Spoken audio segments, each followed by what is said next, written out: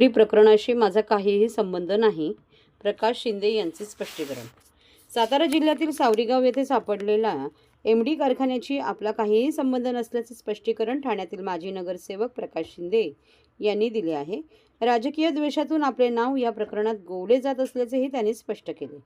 सातारा जिल्ह्यातील तो कारखाना आणि ती जमीन आपली नाही. जिथे छापा पडला ती जमीन आपल्या जमिनीपासून 2.5 ते 3 किलोमीटर लांब आहे. माझ्या जमिनीचा 7/12 गट 17A असून छापा पडलेल्या जमिनीचा गट 4A असा आहे. 1 तर शिंदे कुटुंबियांच्या या जमिनीचा उल्लेख विरोधकांनी केला. ती जमीन योगायोगाने नव्हे तर वडिलोपार्जित असल्याने आमच्याकडे आली आहे. या जमिनीचा गट क्रमांक 30/10 असा आहे आणि छापा पडलेल्या ठिकाणापासून ती 15 ते 16 किलोमीटर लांब असल्याचेही प्रकाश शिंदे यांनी स्पष्ट केले.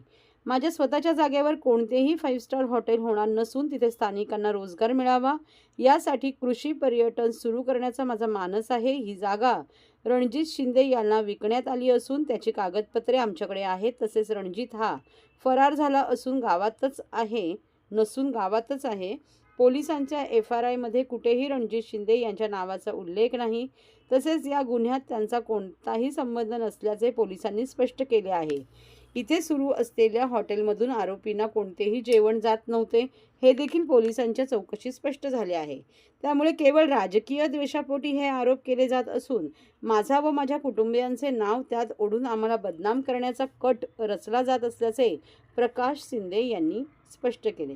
उभाटा आणि काँग्रेसने याबाबत केलेले सर्व आरोप हे बिनबुडाचे, निराधार आणि खोटे आहेत. त्यामुळे त्यांनी हे आरोप मागे घेतले नाहीत तर त्यांच्या विरोधात अब्रू नुकसानीचा दावा दाखल केला जाईल. तसेच प्रसिद्धी माध्यमांनी खोट्या आरोपांना बळी न पडता वस्तुस्थिती तपासून मगच बातम्या प्रसिद्ध कराव्या अशी विनंती प्रकाश शिंदे यांनी केली आहे. जो ड्रग तस्करीचा आरोप तुमच्यावर करण्यात आलेला आहे तर त्याच्याबद्दल तुम्हाला नक्की काय सांगायचं आहे? माझा जागेशी काही संबंध नाही. उभाटा आणि काँग्रेसच्या काही नेत्यांनी माझ्या विरोधात केलेले आरोप बिनबुडाचे आणि निराधार आणि खोटे आहेत. केवळ सनसनाटी निर्माण करण्यासाठी ते केले जात आहेत. एमडीचा साठा जिथे सापडला ती जमीन भोईन शेतकऱ्यांच्या मालकीची आहे. तो कारखाना किंवा जमीन माझ्या मालकीची नाही. ती जमिनीशी माझा कोणताही संबंध नाही. माझ्या मालकीच्या कोणत्याही जागेवर छापा टाकलेला नाही. जिथे छापा पडलाय ती जमीन जमिनीपासून 2.5 ते 3 किलोमीटर आहे. माझ्या जमिनीचा 7/12 17/1 या क्रमांकाचा आहे. हे 7/12 आहे. अंतर छापा पडलेला त्या जमिनीचा सर्वे क्रमांक 4/1 आहे.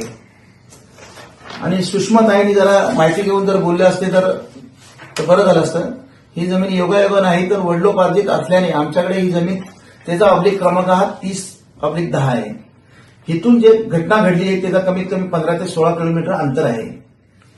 आमच्या इथे कुठलेही 5 स्टार हॉटेल होणार नाही. इथे काही कृषी पर्यटन करण्याचा माझा मानस आहे. स्थानिकांना रोजगार मिळावा ही आमचा एक उद्देश आहे. आमची ही जागा रणजित शिंदेना विकण्यात आलेली आहे. त्याचे कागदपत्र बी आमच्याकडे उपलब्ध आहेत. रणजित शिंदे हा कुठे फरार झालेला नाही, तो गावातच आहे. तुम्ही त्याची खात्री करू शकता. पोलिसांच्या FIR मध्ये बी रणजित शिंदे यांच्या नावाचा कुठेही उल्लेख नाही. त्याचा या गुन्ह्यात कोणताही संबंध नाही. पोलिसांनी स्पष्ट केलेले आहे. तिथल्या हॉटेलमधून आरोपींना कोणतेही जेवण जात नव्हतं हे पोलिसांनी चौकशीत सिद्ध केलेलं आहे. केवळ राजकीय दोषापोटी हे सर्व आरोप केले जात आहे. आमच्या कुटुंबाला बदनामी कट रचला जातोय. बदनामी करणाऱ्या कायदेशीर नोटीस मी देणार आहे. त्यांनी आरोप मागे घेतले नाहीत तर त्यांच्या विरोधात अब्रू नुकसानीचा दावा दाखल केला जाईल. आणि जे आरोपी या गुन्ह्यामध्ये पकडलेले आहेत त्यांना सक्त आणि कठोर कारवाई झाली पाहिजे या मताचा मी आहे. आणि जे इतर आरोपी असतील त्यांना बी पकडून आत्मीय टाकण्याचा या मताचा मी आहे. तर मी एक मीडियाला विनंती करतो, खोटे आरोपींना बळी न पडता वस्तुस्थिती तपासून बातम्या प्रसिद्ध करावी ही विनंती मी करतो.